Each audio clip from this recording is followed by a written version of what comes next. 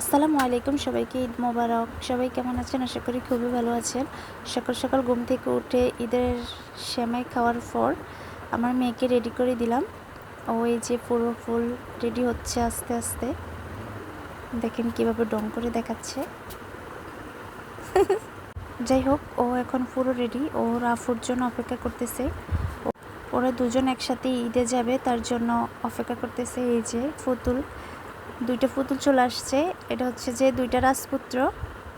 ওদেরকে বিদে দিয়ে রান্নাঘরে চলে আসলাম। এদিকে ডিম সিদ্ধ করা হয়েছে, গরুর মাংস রান্না করা হয়েছে, সালাদ, মুরগি রোস্ট করা হয়েছে। এগুলা কক মুরগি বাজার থেকে নিয়ে আসছে। আর হচ্ছে যে ফ্লাউ, সে ভাইরাল ফ্লাউ। যাই হোক, আমরা খাওয়া দাওয়া করে রেডি হলাম। এই যে আমাদের ফাইনাল লুক।